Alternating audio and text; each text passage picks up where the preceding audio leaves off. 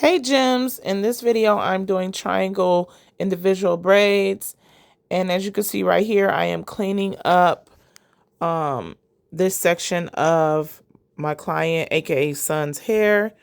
You can see at the top that I have sectioned off the hair in the rows because this just helps it with moving quickly throughout the hairstyle. I didn't really want to bump into parting more than what I have to already because this is triangle braids. The parting for me has to be on point. They cannot be looking like anything else but a triangle. So you will see me part a lot.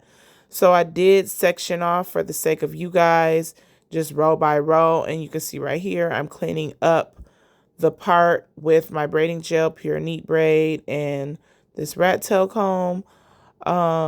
I like to clean up my parts once I pre-part it. That just helps with keeping the part looking fresh. You want to make sure everything is coming together. I did not use a lot of product. I typically don't like to use a lot of product on my clients' hair to begin with when it comes to the gels, because that can make the braids very stiff, and I don't want any stiff braids. So I just pretty much like to use the braiding gel to clean up the parts. I don't put it throughout the whole entire shaft of the person's head. I just feel like that's unnecessary.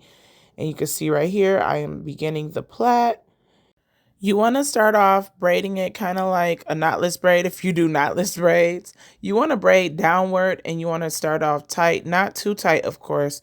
You don't want your client to end up having red bumps because that means that you are pulling the hair follicle out of their scalp.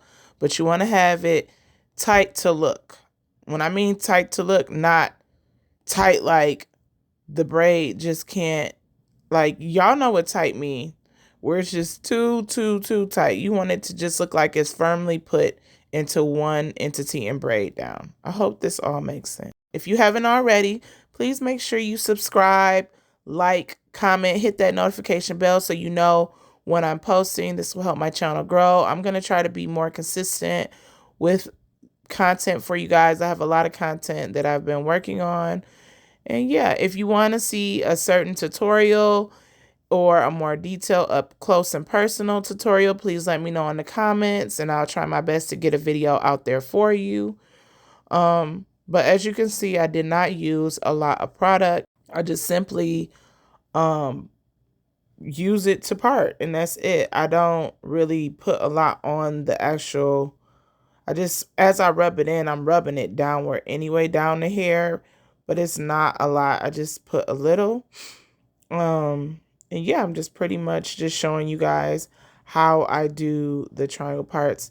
I do have the video sped up, so if it looks like I'm being rough with my client, aka son, I am not. He is watching a movie, does not want to hold his head down or turn it or keep it in one spot. So you will see me moving his head, but I promise you I am not hurting him at all. I also did this video live on Facebook. So if you want to see a live version of me doing this, you can go look there. All my platforms are listed to the left.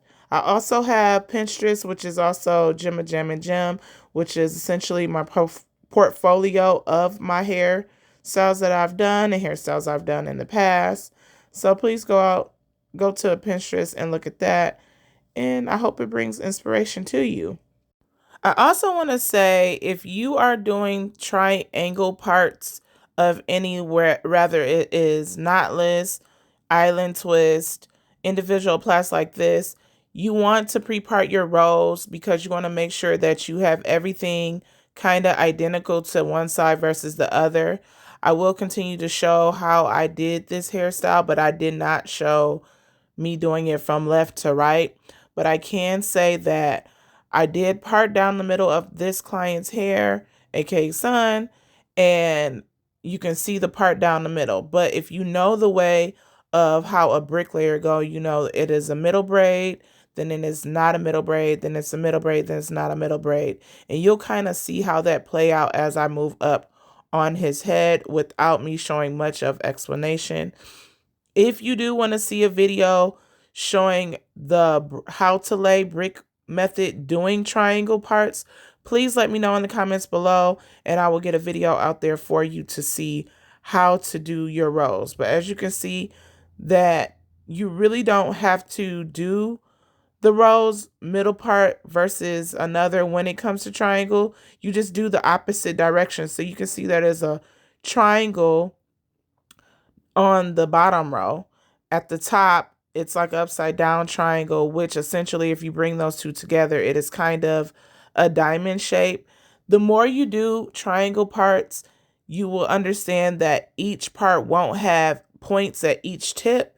It'll be points on some parts and points that won't. Peace and hair grease. Bye.